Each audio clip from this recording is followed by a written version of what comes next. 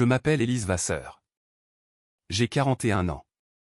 Et jusqu'à il y a 9 secondes, j'étais assise à la barre des témoins du tribunal judiciaire de Versailles, écoutant mon père décrire une femme que je reconnaissais à peine. Maintenant, je le regarde agiter une chemise cartonnée devant la cour comme s'il s'agissait d'un étendard de guerre.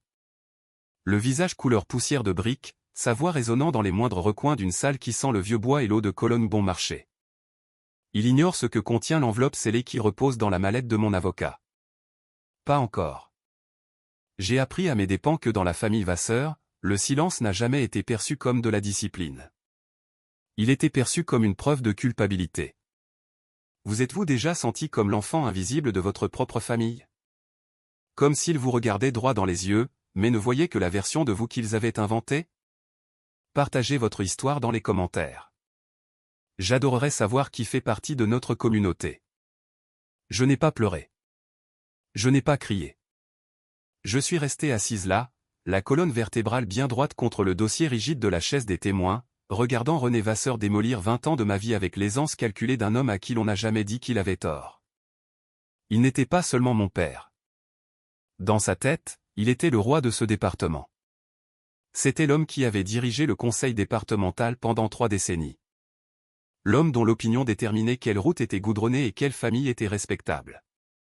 Et pour lui, j'étais la fille qui avait fui. La fille qui avait préféré un poste administratif banal dans le quartier de la Défense à Paris, plutôt que de reprendre l'exploitation agricole familiale. C'est un fantôme, a déclaré René au tribunal, sa voix résonnant de cette fausse autorité dont il usait pour dominer les déjeuners dominicaux. Demandez à n'importe qui dans notre village. Demandez aux voisins. On n'a pas vu Élise depuis 15 ans. Elle prétend travailler pour un obscur groupe de logistique, mais il n'y a pas de bureau. Il n'y a pas de site web. Mes enquêteurs n'ont rien trouvé d'autre qu'un grand vide là où devrait se trouver une carrière.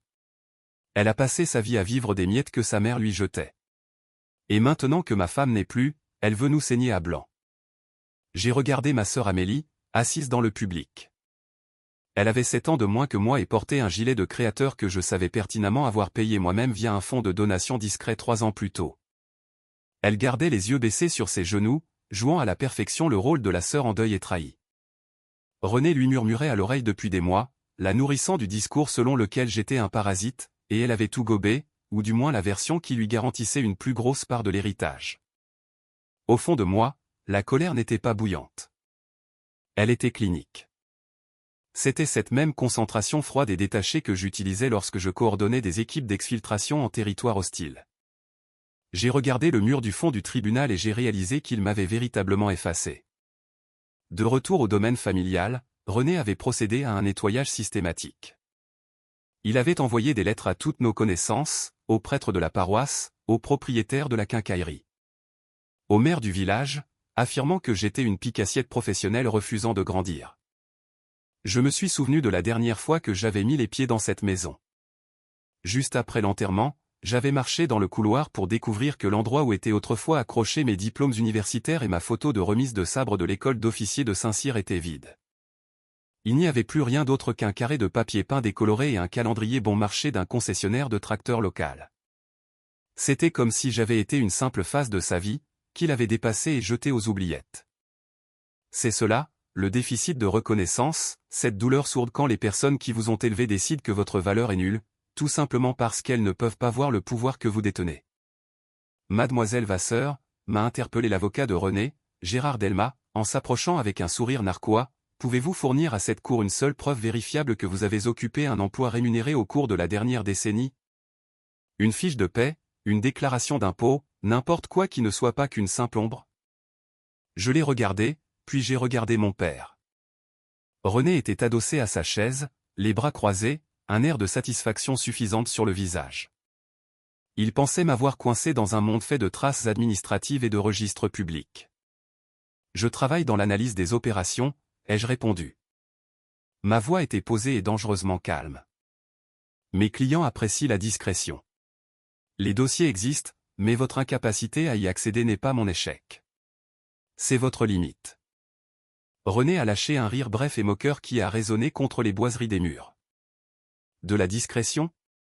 Tu poussais des dossiers, Élise. Une simple gratte-papier glorifiée. N'essaie pas de masquer ta fainéantise avec de grands mots. J'ai senti l'épinglette en argent en forme de phénix pressée contre ma poitrine, il n'avait aucune idée que, pendant qu'il se plaignait du prix du fourrage au café du coin, j'étais assise dans des pièces sans fenêtre au siège de la DGSE. Prenant des décisions qui redessinaient les frontières des nations. J'avais passé 15 ans dans l'ombre, acceptant leurs insultes et leur pitié parce que l'alternative aurait été une faille dans la sécurité nationale. Mais aujourd'hui, le silence était sur le point de prendre fin. René était assis là avec un sourire en coin qui me donnait la chair de poule. Pour lui, ma vie était un bilan comptable vierge. Pour lui, le fait que je ne sois pas visible signifiait que je n'existais pas. Il croyait sincèrement que la réussite d'une femme se mesurait à sa capacité à servir l'héritage d'un homme ou à faire du bruit lors d'une réunion du conseil municipal. Le prix du silence, ai-je pensé en ajustant ma posture à la barre. C'est l'expression que nous utilisons au service. C'est le prix à payer pour être le bouclier quand on excelle dans ce que je fais. Personne ne connaît votre nom. Vous n'avez pas droit à une parade. Vous n'avez pas de plaque commémorative. Vous avez droit à une pièce grise et à une ligne téléphonique sécurisée. Et parfois, vous héritez d'une famille qui pense que vous êtes une ratée parce que vous ne pouvez pas leur montrer un trophée étincelant. Ils n'avaient aucune idée que pendant 15 ans, j'avais été l'architecte silencieuse de leur confort. Lorsque le système d'irrigation de la ferme laitière était tombé en panne en 2018 et que René faisait face à une perte à 6 chiffres, il avait cru avoir eu un coup de chance en obtenant une subvention agricole privée. Ce n'était pas de la chance. C'était 130 000 € de ma prime de risques opérationnels, acheminée par le biais de 3 sociétés écrans que j'avais créées, juste pour qu'il n'ait pas à subir la honte d'accepter l'argent d'une fille qu'il avait déjà rayée de sa vie. J'avais payé le master d'Amélie sous couvert d'une bourse anonyme d'anciens élèves. J'avais payé les traitements expérimentaux de ma mère lorsque la mutuelle s'était rétractée. J'étais le fantôme dans leur compte bancaire, la main invisible qui empêchait leur monde de s'effondrer. Et pourtant, ils étaient là, utilisant le secret même que je gardais pour les protéger comme une arme pour me détruire. Dites-nous, Élise. Gérard Delmas s'est penché en avant, son haleine empestant le café froid et une confiance imméritée. Puisque vous avez tant de succès dans ce mystérieux bureau, pourquoi votre mère a-t-elle ressenti le besoin d'inclure une clause d'emploi active dans sa succession? Était-ce parce qu'elle savait que sa fille aînée était une marginale? Une femme qui préférait l'anonymat de la région parisienne au travail honnête de la ferme? J'ai regardé l'assemblée. Il hochait la tête. Dans une petite commune rurale, un travail honnête se résume à avoir des callosités sur les mains. Cela ne veut pas dire être assise dans un local hautement sécurisé au centre d'interception de la DGSE pour analyser des journaux de communication. Ma mère comprenait la nature de mon travail mieux que quiconque dans cette pièce, ai-je dit, ma voix tranchant l'air comme un front froid. Elle savait que ma vie exigeait que je sois invisible. Elle a intégré cette clause non pas pour me punir, mais pour protéger mon héritage des personnes qui tenteraient d'affirmer que je ne contribuais pas à la société simplement parce qu'ils ne pouvaient pas voir les résultats de mon travail dans le journal local. René a poussé un rire sec et aboyant. Contribuer à la société? Tu étais une employée de bureau, Élise. Tu restais assise à un bureau à brasser de la paperasse pendant que ta sœur restait ici et s'occupait réellement de cette famille. Tu n'es pas une martyre. Tu es un fantôme qui en a marre d'avoir faim. Je l'ai observé. C'était l'homme qui m'avait dit, quand j'avais 12 ans, que j'étais une lubie, pas un avenir. Il croyait cela parce que j'étais une femme. Mon seul chemin vers le pouvoir passait par le mariage ou par le fait d'avoir une grande gueule. Il ne pouvait pas concevoir un monde où je détenais plus d'autorité que l'ensemble du conseil départemental réuni. Ce n'est pas une question d'argent, n'est-ce pas, René, ai-je demandé, abandonnant complètement le terme de papa. Le tribunal s'est tu. C'est une question de contrôle. Tu n'as pas pu contrôler où j'allais.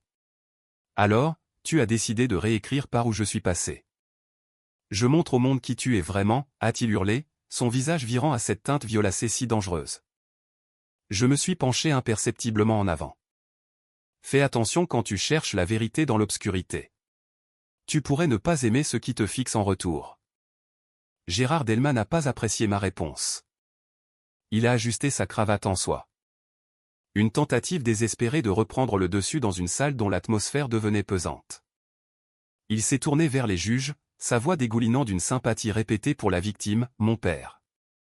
La défense nous parle d'ombre et de secret, a déclaré Delmas en faisant les 100 pas devant le banc. Mais regardons les faits. Nous avons ici le rapport d'un enquêteur professionnel. Aucun groupe de logistique nord-atlantique n'existe à l'adresse indiquée sur les déclarations d'impôts de l'accusé. C'est une boîte postale dans un centre de relais de colis. Nous n'avons aucune trace qu'Élise Vasseur ait jamais cotisé à une mutuelle d'entreprise. Pas de compte LinkedIn, aucune empreinte numérique. Il s'est arrêté et a pointé un doigt vers moi. La vérité est plus simple. Élise est un fantôme parce qu'elle n'a rien à prouver. Amélie, s'il vous plaît, voulez-vous vous avancer? Ma sœur s'est levée. Elle a marché vers la barre avec une fragilité feinte. Les yeux rougis. Elle a regardé la cour comme si elle partageait un douloureux secret de famille. Élise a toujours eu le don de nous rabaisser, a murmuré Amélie. Elle disparaissait pendant des mois, puis revenait en parlant de gros contrats et de gens importants. Mais chaque fois que maman avait besoin d'aide pour le prêt de la maison ou les factures médicales, c'était toujours moi qui étais là. Élise disait simplement qu'elle était entre deux missions. Puis, après le décès de maman, j'ai trouvé les relevés bancaires. Des milliers d'euros retirés du compte personnel de maman. Des signatures qui ne ressemblaient pas du tout à celles de notre mère. Cela m'a brisé le cœur de réaliser que ma grande sœur profitait de la démence de notre mère pour financer sa soi-disant vie importante à Paris. J'ai ressenti un frisson fantôme. Faux et usage de faux. Il tentait vraiment de m'accuser de fraude documentaire. Amélie était une institutrice de CE2 qui passait ses week-ends à des dégustations de vin. Et pourtant, elle était là, jouant le rôle de la martyre. Elle omettait de mentionner que ces milliers d'euros étaient en réalité les remboursements des infirmières à domicile que j'avais engagées, des infirmières que René refusait de payer parce qu'il ne croyait pas au fait de laisser des étrangers entrer dans la maison. René était assis derrière son avocat, hochant solennellement la tête. Il avait l'air d'un homme qui avait déjà gagné. Il avait passé des décennies à bâtir une cathédrale de mensonges dans cette commune, et il était enfin en train d'en poser le toit. « Votre honneur » a déclaré Delma, sa voix atteignant un crescendo théâtral. Nous demandons à verser la pièce à conviction numéro 12 au dossier. Une enquête d'antécédents exhaustive et une déclaration sous serment d'un expert en graphologie suggérant que les signatures sur ces retraits de succession sont frauduleuses. Il est évident qu'Élise Vasseur a non seulement failli à la clause d'emploi, mais qu'elle a aussi activement escroqué la succession pour maintenir un train de vie qu'elle n'a jamais mérité. Les magistrats m'ont regardé avec des yeux durs et froids. Pour eux, j'étais la citadine qui avait oublié ses racines et volé les morts. L'indignation dans la salle était un poids physique, mais je n'ai pas cherché la main de mon avocat. Je n'ai pas regardé René. À la place, j'ai fixé la porte au fond de la salle d'audience. « Est-ce tout » ai-je demandé doucement. « Est-ce tout » a aboyé René depuis son siège. « Tu t'es fait pincer, Élise. Tu n'es qu'une voleuse et une menteuse. »« Monsieur Vasseur, asseyez-vous » a averti le juge Mercier, bien que son ton fût inhabituellement distrait. Il fixait de nouveau l'épinglette du phénix sur le revers de ma veste. Je me suis tourné vers mon avocat, Marc Tournier. Marc n'était pas un gars du coin. Il ne portait pas d'eau de Cologne bon marché et ne réservait pas son beau costume pour les enterrements. C'était un homme qui portait le costume comme une armure, et il avait passé 20 ans dans le corps des avocats militaires avant d'ouvrir un cabinet privé pour des clients très spéciaux comme moi. Marc s'est levé. Il n'a pas fait les 100 pas. Il n'a pas fait de spectacle pour la cour. Il a simplement ouvert sa mallette. « Votre honneur » a dit Marc, d'une voix grave, calme et rythmée, qui a fait taire la salle entière. L'enquête de la partie civile a été minutieuse selon les critères civils, mais elle recherchait une personne qui, pour des raisons de sécurité nationale, n'est pas autorisée à exister dans les bases de données publiques.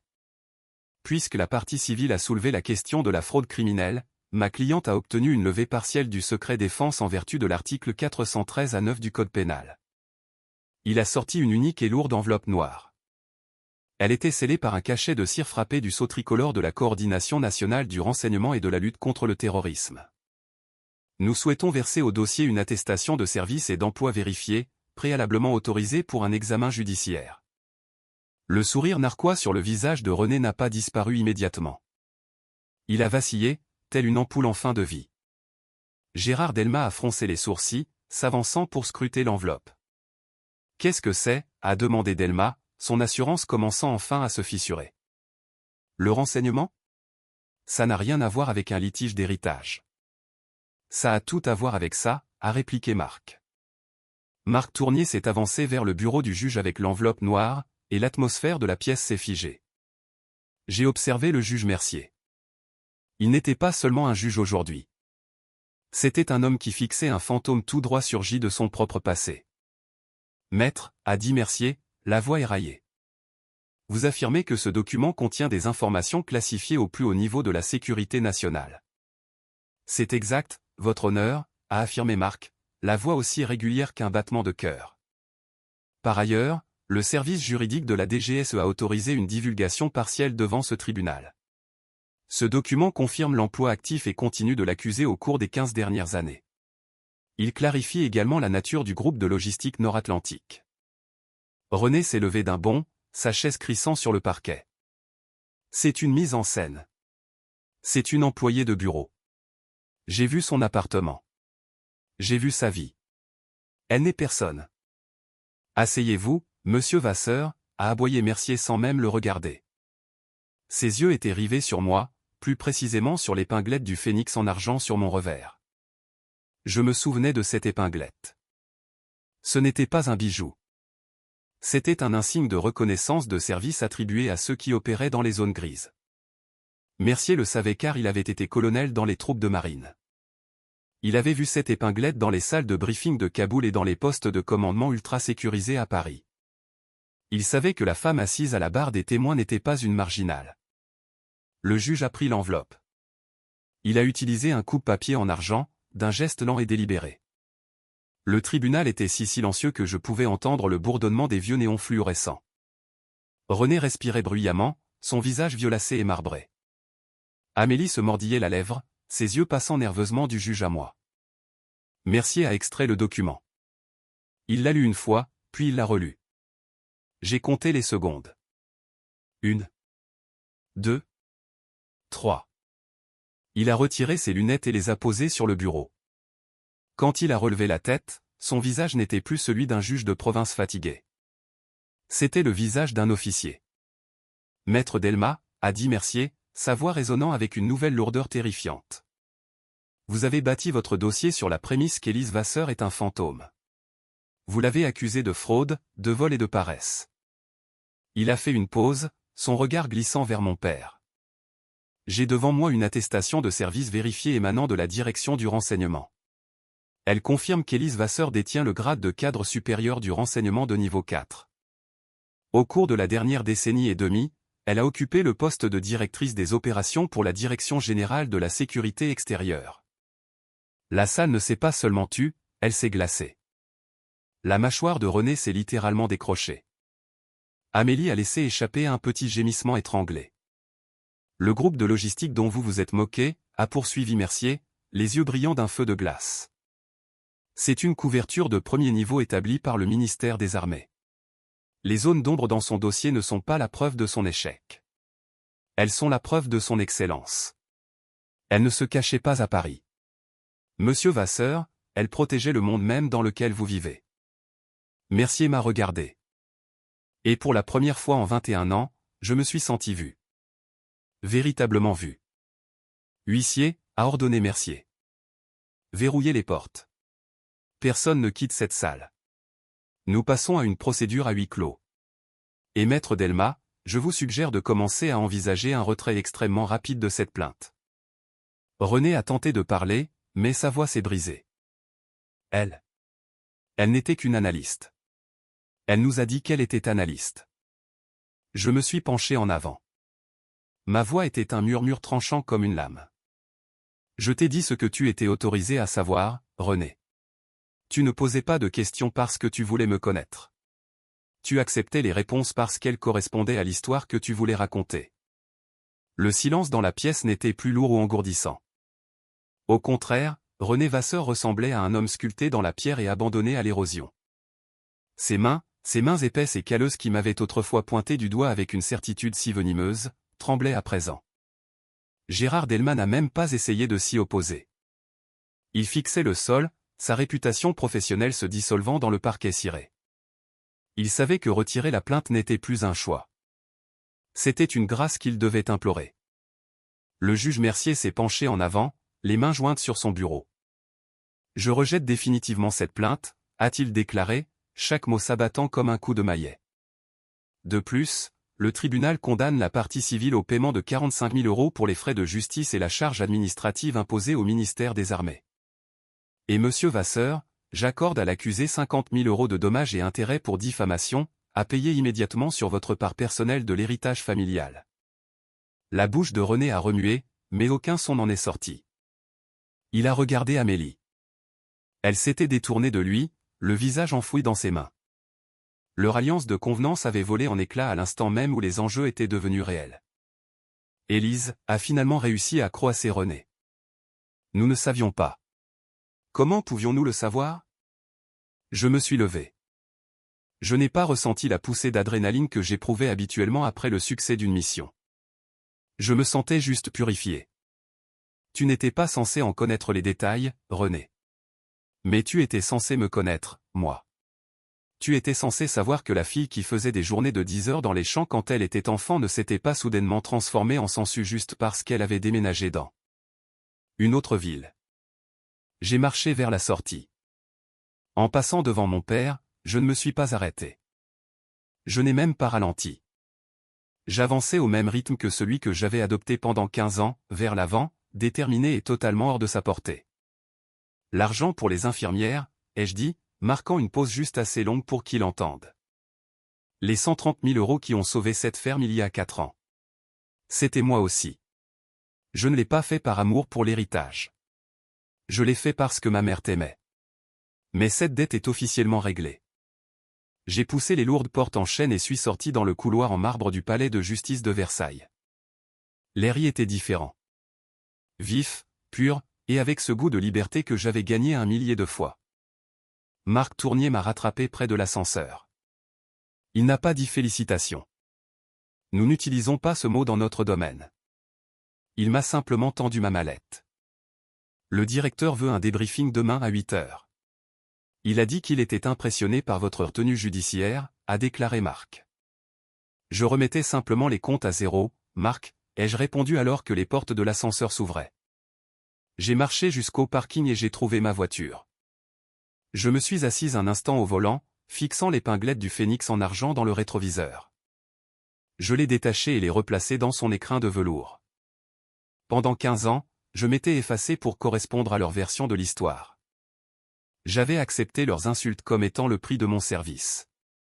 Mais alors que je quittais le parking et me dirigeais vers le soleil levant au-dessus du boulevard Mortier, j'ai réalisé que je n'étais plus un fantôme dans ma propre histoire.